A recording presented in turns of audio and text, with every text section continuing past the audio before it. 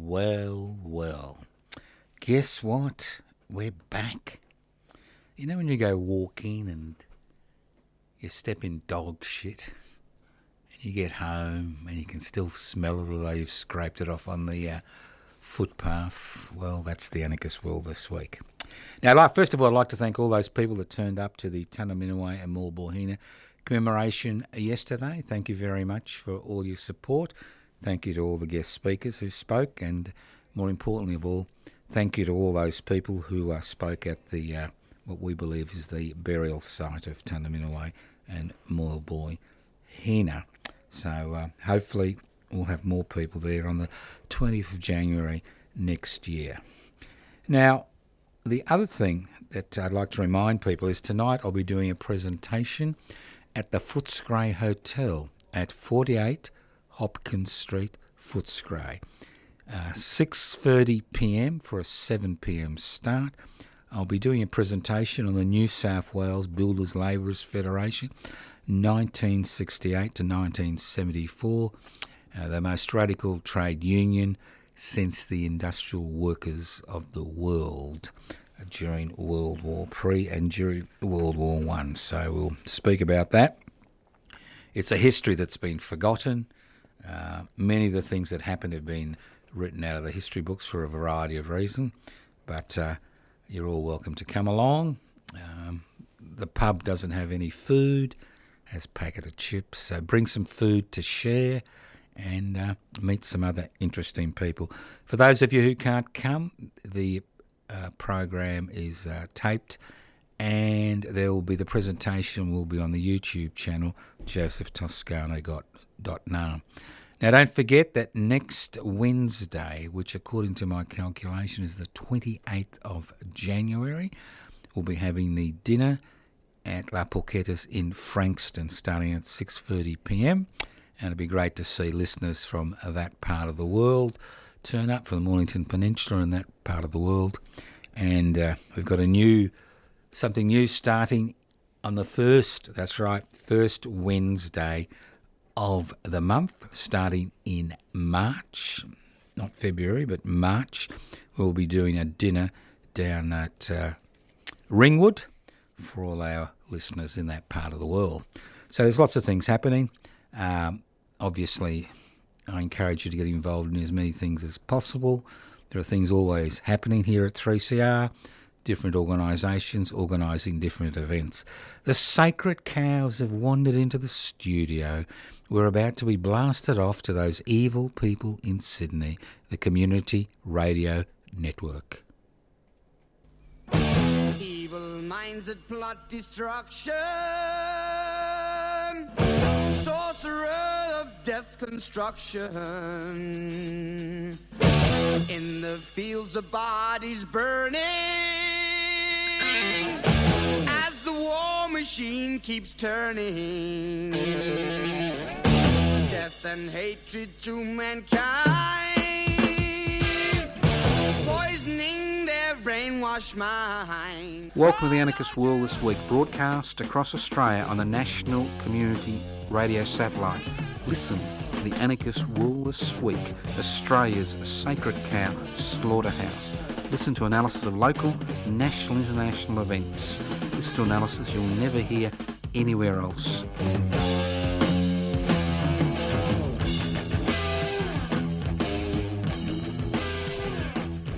Thank you for listening to the Anarchist World This Week, broadcast from the studios of Community Radio 3CR in Melbourne, broadcast by the Community Radio Network across the country. My name's Joseph Toscano. The program is podcast. You can access the podcast by going to 3cr.org.au. This is the 49th year of the Anarchist World This Week, and I welcome all the listeners from all different parts of Australia. Now, if you're wondering what anarchism is all about, no, it's not about the garbage that you hear and see regarding international affairs and politics. Anarchism is about creating a society without rulers. The word anarchos means without rulers, not without rules. What gives rulers the ability to determine the lives of billions of people? Inequalities in power and wealth. So the anarchist struggle is the struggle to devolve or share power, possibly through direct democratic means. It's the struggle to hold wealth in common and use it for the common good. Statements that are considered to be extreme. Isn't it interesting? The word of the week has been extremism. We need to pass legislation to, get rid of extremism. So what is extremism? What does the current legislation, which has just passed through Parliament, courtesy of the ALP and the Liberal Party, and a few members of the National Party, what type of impact will it have on organisations like the Anarchist Media Institute? Because a law is a law is a law. I mean, they talk about hate speech. But you've got to look at the dots, dotting the I and crossing the T. This legislation that has been passed is much more radical than was proposed by the Labor government in order to get the Liberal Party on board, that dying, disgusting party. Maybe that's extreme speech now under the legislation. Maybe it causes fear and hatred within the Liberal Party. But it's about not just about hatred. It's about causing economic, social and psychological harm. It's not about violence. It's about economic, social and psychological harm. Whether the legislation will stand up in court is a different matter. Now, it's one thing to legislate against hate speech. It's another thing to equate hate speech with economic, social and psychological harm. Now, obviously, we're extremists. And we're extremists because we don't accept the status quo. We don't accept the idea that inequality is part and parcel of everyday life. Whether it's power or whether it's economics, we don't accept that.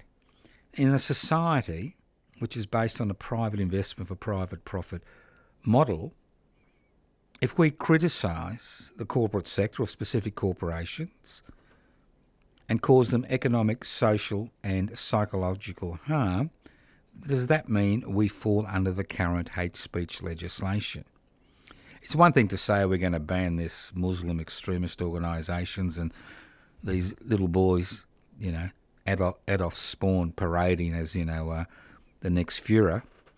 It's another thing passing legislation which is so all-encompassing that, as we heard from the government, will may stop people from actually talking about genocide in Israel, may stop people from criticising allies of Australia. Does that mean I am causing economic, social and psychological harm when I call the President of the United States a buffoon or a turd in the Washington punch bowl? Because it also encompasses sarcasm and irony. Isn't that the irony of it all? It encompasses that. So this is extraordinary legislation, which is a little bit, not much to do with hate speech and everything to do with controlling debate, conversations, activities in this country. And in a society where there are no constitutional protection for freedom of speech, freedom of association, it's very, very difficult to see. Now, they've put a little proviso in it. It's only after ASIO determines that you are a threat. Could you imagine that? Only after ASIO determines that organisation is a threat. Now, let's not forget, after the 9/11 outrage, that legislation was passed which allowed the Attorney General at that particular point in time, and continues to be in place, to ban any organisation if they posed a threat, including economic threat, to Commonwealth interests. Now, this legislation is much more far-reaching. Ultimately, it's not about hate speech. Obviously, there are elements in our society, some within political parties, if you look at the antics of the divided nation and many in the National Party and many in the Liberal Party, you can understand the need for legislation which attempts to deal with hate speech, causing alarm, causing distrust within the community, especially when that hate speech is based on disinformation and misinformation. But having legislation which is so broad that it covers irony and satire, so comedians beware, not that I think I'm a comedian, and it covers economic, social and psychological harm, and doesn't exclude sovereign nation states from that legislation. For example, I'm going to do something which is most likely will promote harm, economic harm. I've boycotted all Israeli products for years. That, under the legislation, promotes harm. I have said over and over on this program over many years, even before the 7th of October, that the Israeli state is an apartheid state.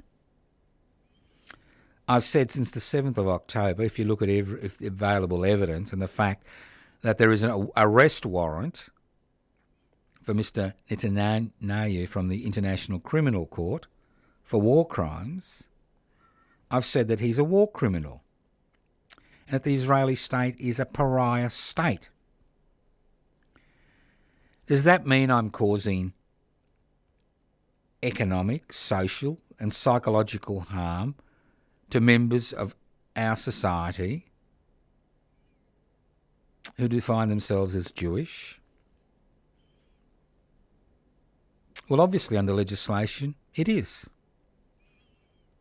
And I think the important thing is that you shouldn't be cowed by this particular piece of legislation, because it's almost impossible to achieve, in my opinion, a conviction in a lower court, let alone in an appeal to the High Court. Not that anybody has any money to appeal to the High Court. If you haven't got $1 million, don't even bother. So extremism. I want us to talk about extremism.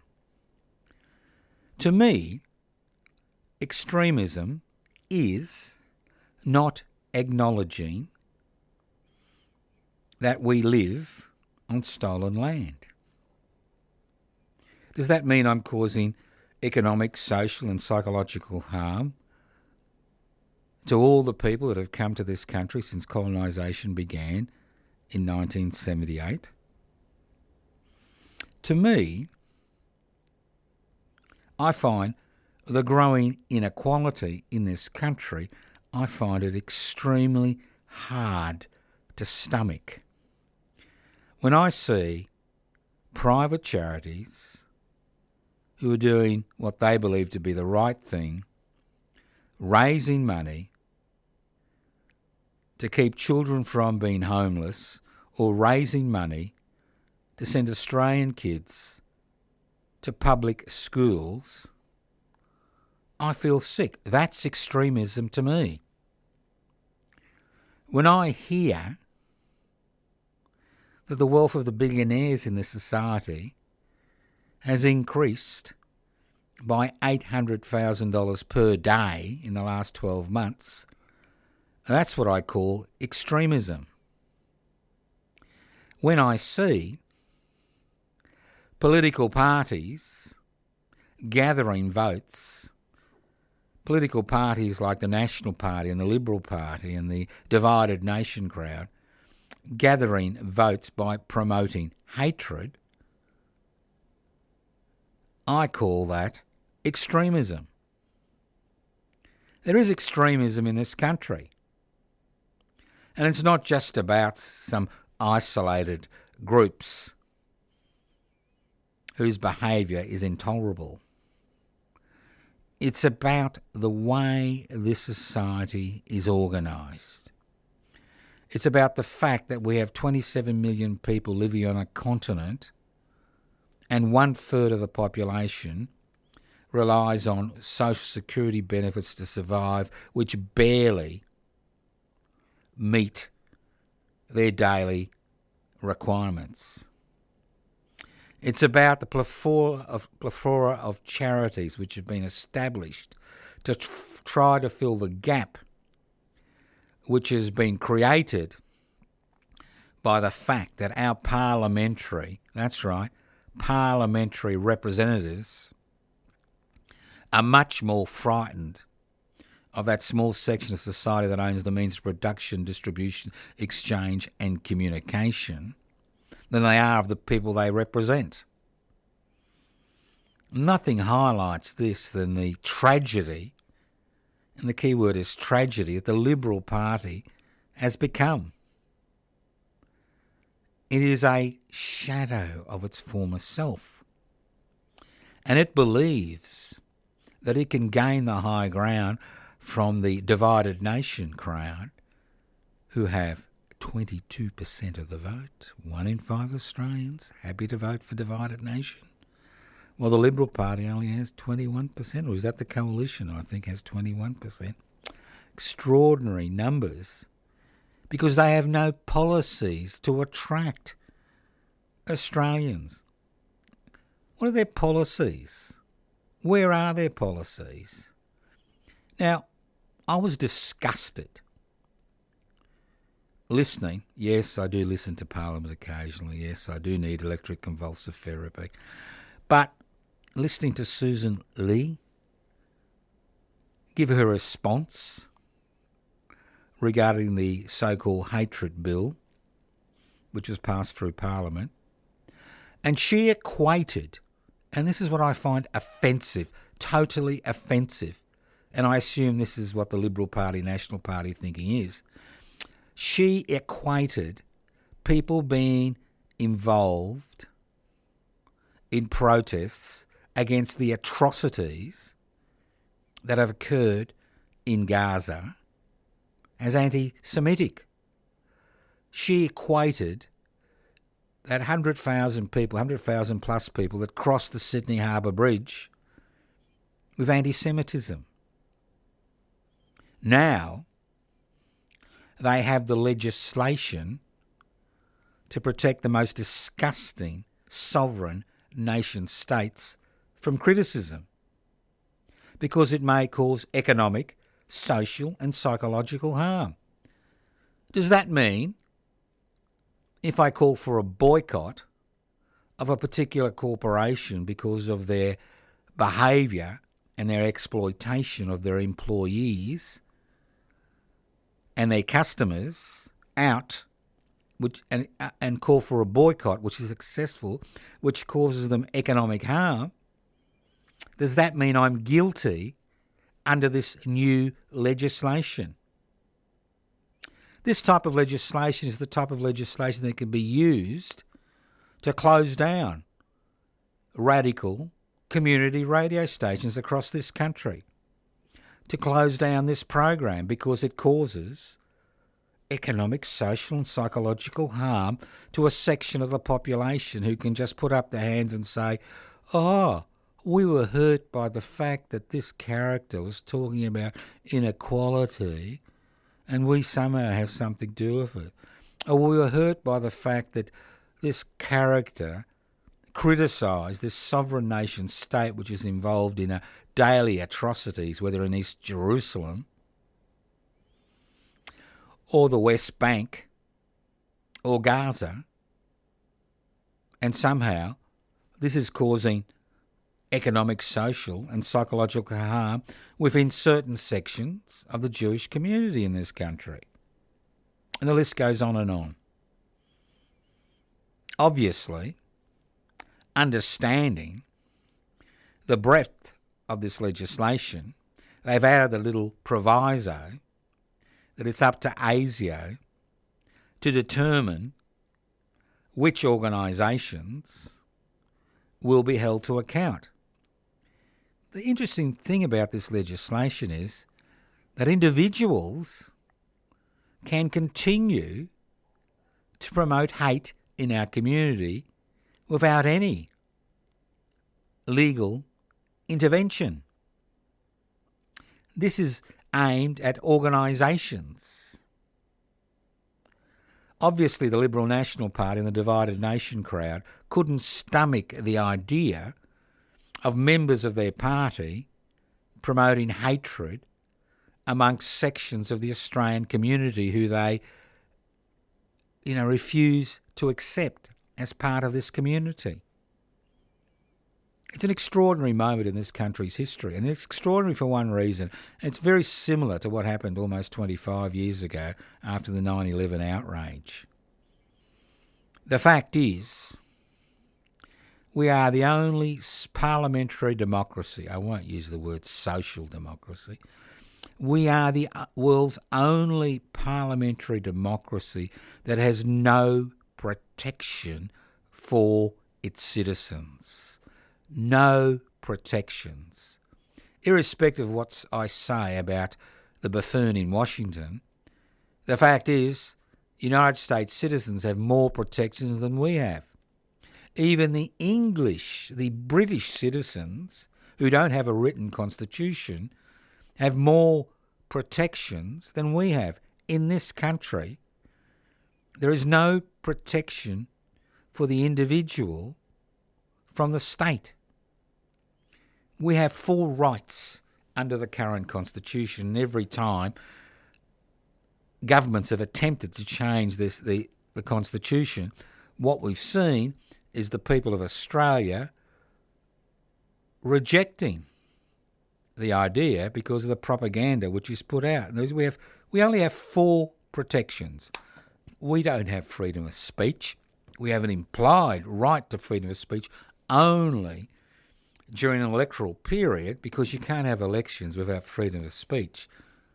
But there is nothing in the Constitution which guarantees us freedom of speech, because in the 10 years of debate in the 1890s which occurred regarding the composition of the Constitution, it was watered down to such an extent to create a federation of states called Australia that the idea of giving citizens constitutional protection regarding freedom of speech and freedom of association went out the door. As I said, we have four freedoms under our constitutional arrangements. One is the right to just compensation if the state compulsorily acquires our property. And we've actually seen some Aboriginal groups who have lost leasehold have been paid for the loss of that leasehold using that point in the Australian Constitution. Then we have the right, limited in some degrees, to freedom of religion. That is enshrined in the Constitution, and that's why when they were trying to create this new bill, they had to be very careful. They didn't actually ban particular religions in this country. Then you got the right to trial by jury for an indictable offence. And the last one I really love, it's my favourite freedom under the Australian Constitution. I've got the freedom not to be discriminated against, not because of my sexuality, not because of my gender, not because of my race, not because of the language I speak, not because, I'm short or tall, but because of the state I live in. Not the general state, but the actual physical state I live in. And that's understandable in a federation, that you need that freedom. That if you are discriminated against by another state because of the fact you live in, say, Victoria, it's unconstitutional. But anything else, it's up to the government of the day. And if the government of the day is spooked by events which are occurring, you can actually understand why we find ourselves in this situation. So extremism is with us. And it's not just these tin pot groups, which I include us in. It's not just that. We live in an extreme society. We live in a society where extreme variations in individual wealth are tolerated and accepted. We live in a society where those who have access to wealth can basically continue to grow their wealth because Parliament is too frightened to tax them. We have the extreme where this country's natural resources, and I'm talking mainly about mineral resources, uranium, coal, gas, gold, diamonds, bauxite, rare earth, zinc, copper, lithium, bauxite, the list goes on and on, are controlled and owned by a minuscule number of corporations, some Australian-owned, some from overseas, who pay a peppercorn royalty for all the wealth that's extracted from this country. No wonder 1/3 of the population lives a hand-to-mouth existence. No wonder so many people have trouble accessing the basic necessities of life when we allow that gap to increase exponentially year after year after year. And this happens in any capitalist society, especially one where there's no competition. You're listening to The Anarchist World This Week, broadcast across Australia, courtesy of the Community Radio Network. My name's Joseph Toscano. This program is podcast. You can access the podcast by going to 3cr.org.au. You can email me at pibci.net. Sorry, that's the email address, pibci.net. You can email me at info@pibci.net. You can email me at anarchistmedia.org, anarchistmedia.org. We still answer letters, not that we get many these days. You can write to us at Post Office Box 20, Parkville 3052. A few YouTube channels, Public Interest Before Corporate Interest, josephtoscano.num, which is basically a historical channel. There's over almost 400 presentations on the YouTube channel, Public Interest Before Corporate Interest. You can join Public Interest Before Corporate Interest today. Go to their website, pibci.net. I'm currently the Secretary of Public Interest Before Corporate Interest, and I encourage you to join. But think about it. Think about it. Think about the situation we find ourselves in today. It's just extraordinary that we find ourselves in this situation in 2026. Now, that was a phone call. I thought my phone was off. My apologies. As I said before, you listen to The Anarchist World This Week on your local community radio station, courtesy of the Community Radio Network. This program is coming to you from the studios of 3CR. My name's Joseph Toscano.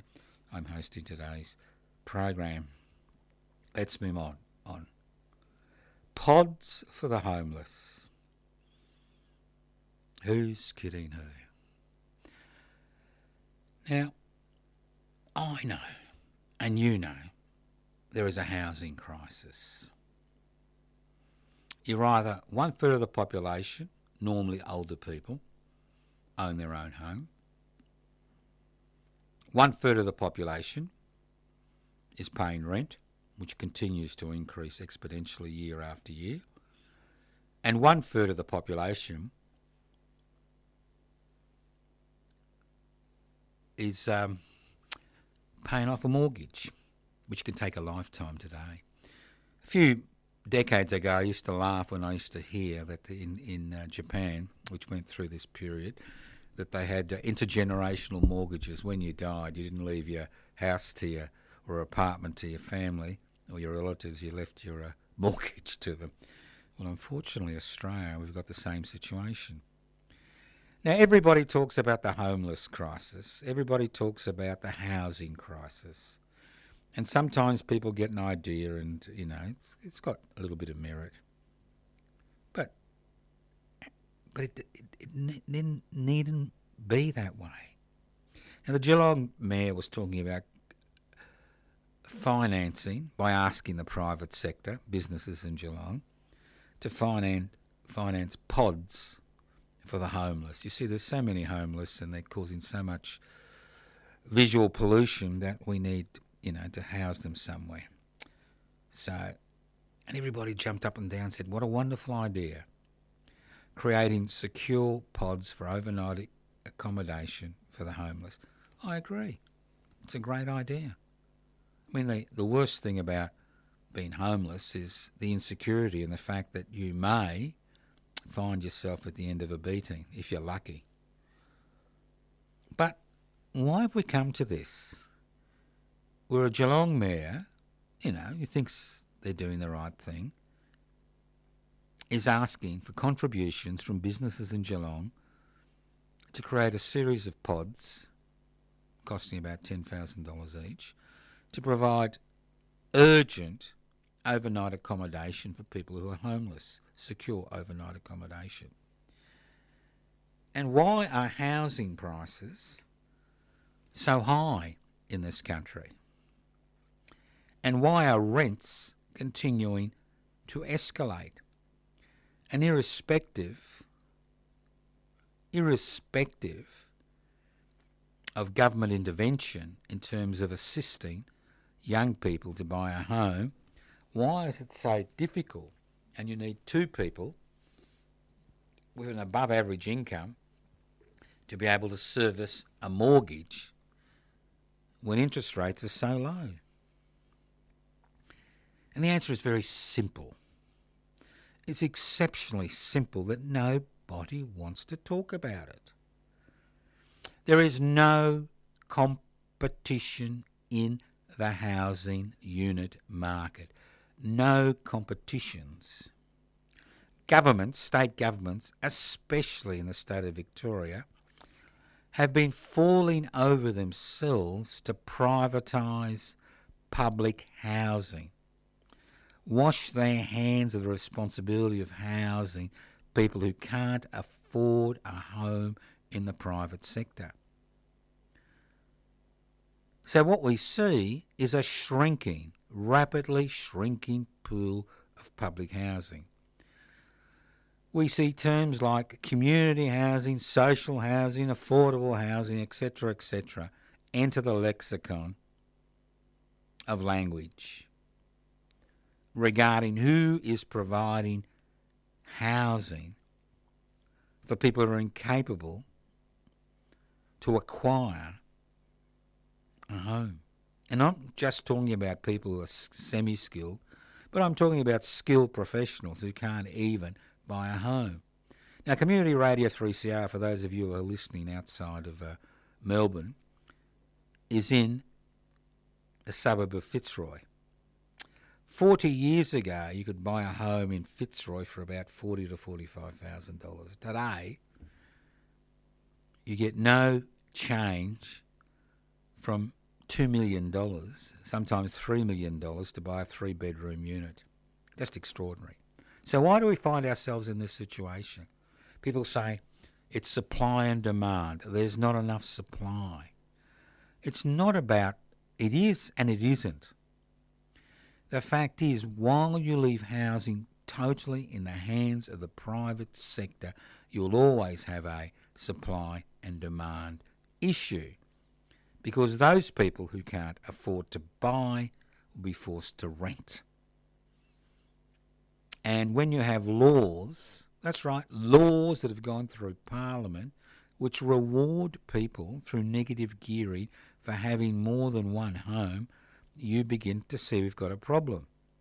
And when we have financial counsellors counselling people who've got a little bit of disposable income to buy a second home and mortgage it to the hilt, to get this taxation advantage of negative gearing, well, you know you've got a problem. Now, the problem is exceptionally simple. Now, for those of you who are in Melbourne tonight, which is the 21st of January, I've been doing a presentation at the Footscray Hotel at 48 Hopkins Street in Footscray, beginning at 7 p.m, where I'm looking at the New South Wales Builders Labourers Federation.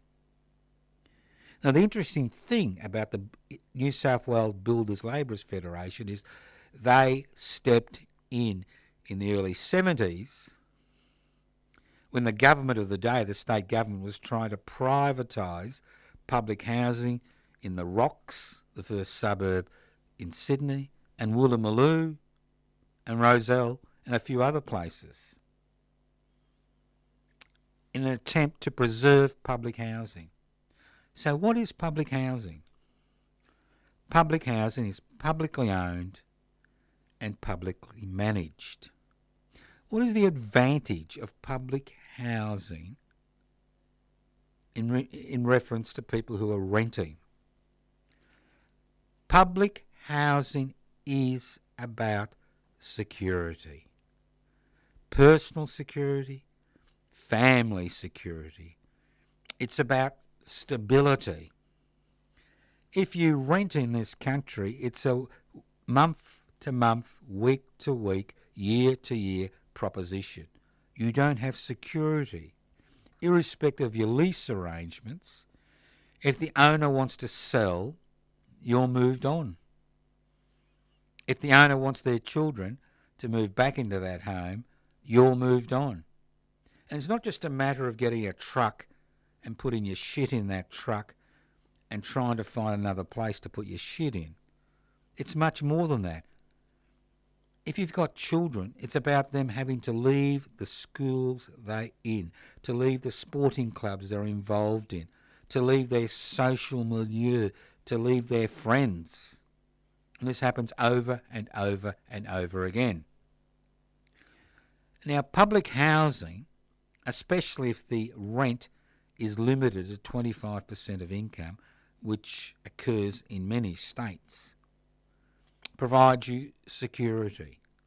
It means that if you've got kids, you can send them to the same school. It means they can develop friendships in their neighbourhood.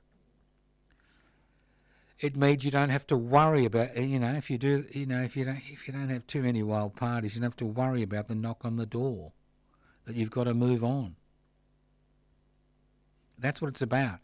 And I've got personal experiences, not that I have lived in public housing, but I've run a medical practice now for 50 years. This is my 50th year as a doctor. For the last 45 years, I've been running a home visiting medical practice for people with quadriplegia mainly, and paraplegia, but mainly quadriplegia. These are people who've sustained significant injuries. And before NDIS, many people were not compensated because it wasn't a road traffic accident, it wasn't a workplace accident. Now, I have seen families grow in public housing. I have seen families grow in spot purchased public houses around the state, around the city of Melbourne. I have seen people with profound disabilities on a disability support pension have kids, send their kids to school because they're in stable accommodation, see their children flourish, see them move on in their life, and like all of us, join the rat race. But you can see how important that stability is. It's critical, it's essential. And that's what public housing does. Now, I'm not an economic guru, but I'll give you a simple example. Now, if, let's put it this way, if you've got only the private housing market that runs the housing show. There's no real competition. How do you get competition in a capitalist society? You get competition by growing the cooperative sector, but more importantly, by growing the public sector.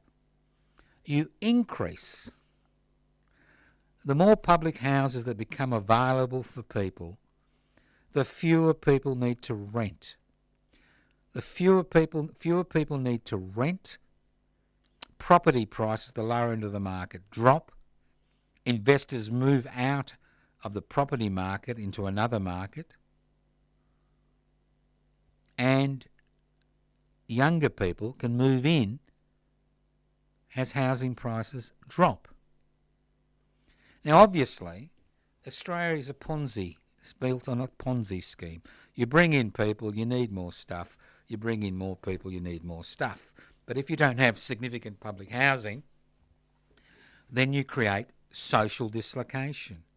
You create the very environment which feeds divided nation. So it is such a simple solution. I'll give you an example, right? I'm a member of, I'm the convener of Public Housing Everybody's Business, okay?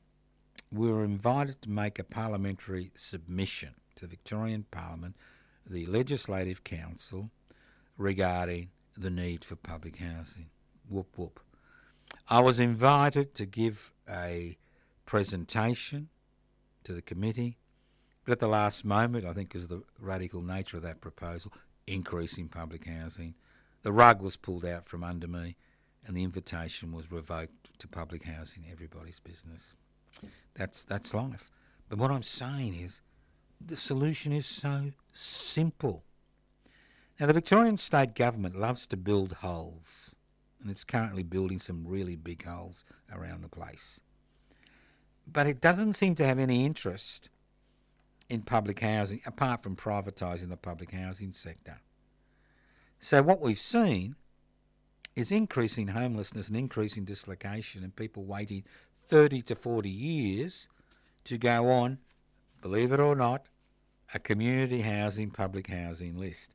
Now, community housing is very different from public housing. Community housing is similar to renting. Very little difference. So, why don't governments at the state and federal level look at what is a viable solution to the housing crisis, a viable solution to the situation we find ourselves in? Because the trouble is, in 2026, it's all about the private sector. Now, when we formed public interest before corporate interests about 10 years ago, we were shocked. And why we were shocked? Because most people have forgotten what the word public means. The word public means for everyone. It's not about cherry picking. Public housing is for everyone. Public roads for everyone. Public health for everyone. It's not a matter of, picking and choosing who you're going to look after, but it's for everyone. We have forgotten, to a significant degree, why there is so much disinformation and misinformation regarding the public sector. And it's very simple. If you have a taxation system which denies, which denies people the ability to finance, denies governments the ability to finance the public sector, then you get second-rate institutions. And when people think of public, they think of second-rate. They think of public education, second-rate. They think of public health, second-rate. They think of public transport, second-rate. And the list goes on and on. And the reason is not because the concept is second rate, where you look after the interests of everybody in the community, but the issue is the fact that we find ourselves in a situation where there isn't enough resources because of inadequate taxation to fund the public sector. Simple. All right, let's move on. Look, I know we've concentrated a lot on domestic issues, but this current legislation is fascinating. So let's see if we can make it to 50 years here on the Anarchist World this week. Yes, I'd love to test this new law. All right. King Canute versus the buffoon in Washington. Who was King Canute? Now, there's a lot of misinformation about King Canute. Now, King Canute was a very, very powerful ruler, I think in the 10th, could have been 11th century. And not only did he rule England, but he ruled, I think, Norway, Denmark, parts of Sweden, the list goes on and on. And the story was that the man was infallible. Everything he touched turned into gold because he was so successful in his life. You know? Now the story goes, and this is where the misinformation comes in, the story goes that King Canute was taken down to the tide by his henchmen to the beach, and it was said that he was so strong he could stop the tide from coming in. Now the story is a little bit different.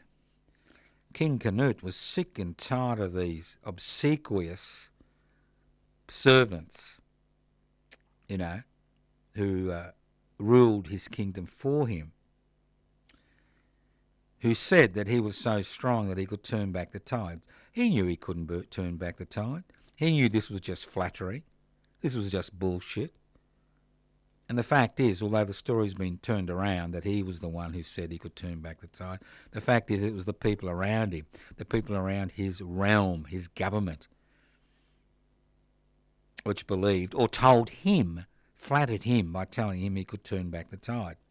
Now look at the buffoon in Washington, all right? The buffoon in Washington, the turd in the Washington punch bowl.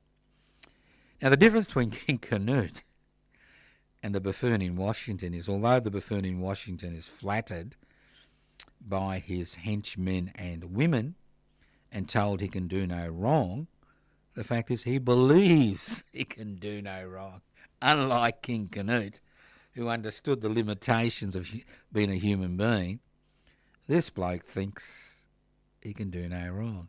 And those of you who are unfortunate enough to listen to his first year in his second term as the United States of America president would have to laugh. You know, he told us that, he told us that only a few people had crossed the border. It was over 10,000 a week. The list goes on and on. But it's interesting. Here's the buffoon going for Greenland. He wants the minerals in Greenland. And what's even more pathetic, and this is what makes hyperbole and hypocrisy seem, the words just aren't ring true as far as the buffoon in Washington is concerned. He's very upset that he didn't get the Nobel Peace Prize. He's crying. He bitched to the Norwegian Prime Minister about it. And all these flatterers come out saying, tut, tut, tut, tut, tut, tut. But there is a little bit of crack in the wall in those Republicans who've been elected to Congress and the Senate, who are beginning to understand that their political future could be in doubt with the midterm elections coming in November this year, who are beginning to realise that the buffoon in Washington has become a liability. And what we saw last week was the Senate pass a bill, the Senate passed a bill regarding not cutting funding to science in the United States of America. Well, the buffoon wanted that bill to go through. So there are people out there who are beginning to arc up. Now let's see how pathetic the European leaders are.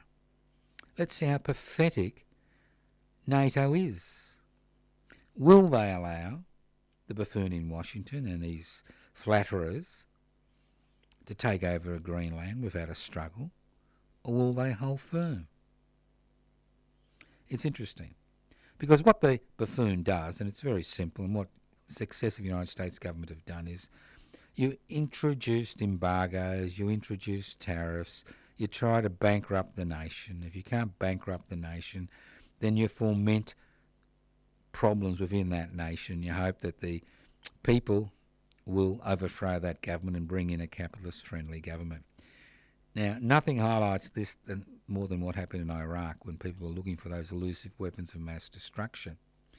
Well, the United States initially took over. Iraq's oil reserves were given to United States companies. As the Iraqi government became more stable, what we saw is the renationalisation of Iraqi's oil reserves, and now we have about 50% of Iraqi people in employment working for the nationalised oil companies. So the buffoon in Washington, as you all know, is a bully. But unfortunately, he's a bully who's got lots of flatterers around him. So I don't blame the buffoon. I don't blame him. He's doing what he was meant to do. He's born a buffoon and he continues to be a buffoon. What I blame is all those sections of the American media and the Australian media, including Australia's only national newspaper, The Australian, and that disgusting television channel, Foxtel, whatever it's called, News Foxtel, I can't bear to even tell you its name, for promoting those divisive ideas which tear up communities. I don't think you could even understand what the term hypocrisy is.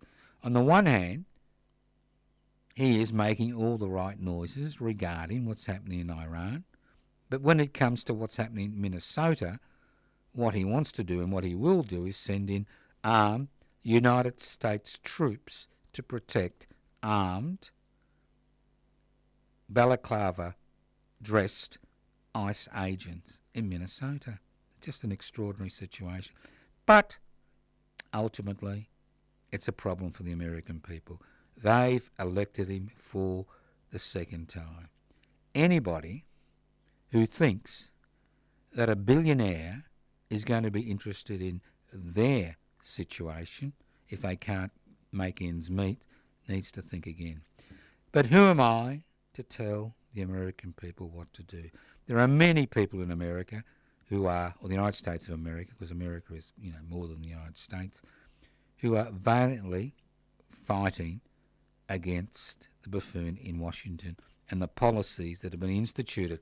I mean, policies which are so pathetic that we're seeing more people in the United States dying of communicable diseases than any time in the past. As vaccination rates drop, because an anti-vaxxer is the head of the health department, what we're seeing is the very real impact, not on the rich and infamous, not on the middle classes, but on the poorer elements of society who are now becoming the victims of this particular skewed ideology. You're listening to the Anarchist World This Week, broadcast across Australia via the Community Radio Network. Let's move on. We've got about 5 or 6 minutes to go. Now, I'd just like to reiterate, 1, this current bill is more draconian than the bills which were introduced after 9/11, which gave, at that stage, the Attorney General the ability to ban any organisation because he believed, or she believed, they posed a threat to the Commonwealth, either an economic threat as well as a physical threat.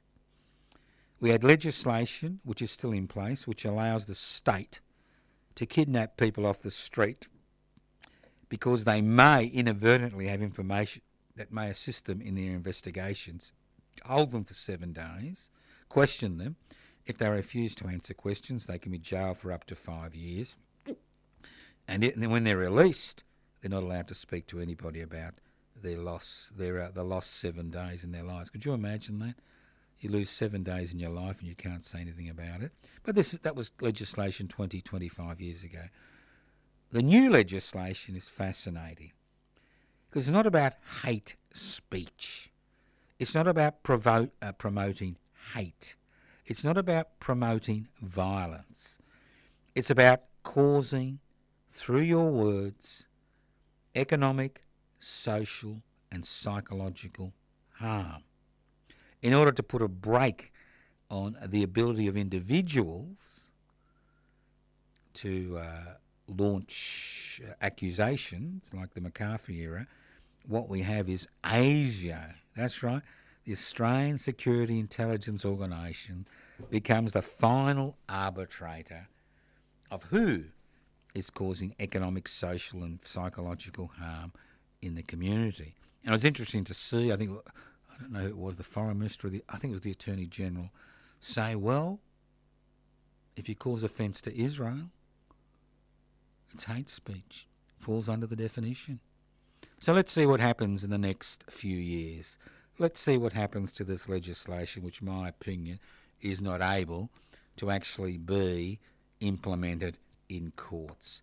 Let's have organisations like the Anarchist Media Institute come to the fore of this struggle against this so-called legislation, which does nothing to halt hate speech among divided nation, the National Party, sections of the Liberal Party, and does everything to prevent people from actually pointing out atrocities which are occurring not just in this country but across the planet. Thank you for listening to The Anarchist World this week on your local community radio station. My name is Joseph Toscano. The program is podcast. You can access the podcast by going to 3cr.org.au. The program, as I said, is podcast. You can go to 3cr.org.au. The program is coming to you from the studios of 3CR in Melbourne. A few websites: Public Interest Before Corporate Interest. You can join today. Another website, anarchistmedia.org. YouTube channel, Public Interest Before Corporate Interest. Historical channel, josephtoscano.com. You can leave pleasant messages on 0439 395 489, 0439 395 489. You can write to us. Yes, we do still answer letter. I actually cleared out the post box yesterday, believe it or not. Post Office Box 20, Parkville 3052. Thank you to the people of the Community Radio Network for broadcasting the Anarchist World this week via many community radio stations across the country. We encourage you to use the program, listen to the podcast, send the podcast to your friends and enemies. What's important is that we continue to keep that flame of resistance alive. Once the flame is blown out, whether it's blown out by legislation or blown out by indifference, things never change. I encourage you to tear up your membership card of the Gunner tribe, and somebody should do something about that tribe, and you begin to do something about what's happening in this country today. Evil minds that plot destruction, sorcerer of death's construction. An analysis you'll never hear anywhere else. Anarchist World this week. Australia's sacred cow slaughterhouse. 10 a.m. every Wednesday. Listen to the Anarchist World this week for an up-to-date analysis of local, national and international events. Poisoning their brainwashed minds. Oh, Lord, yeah.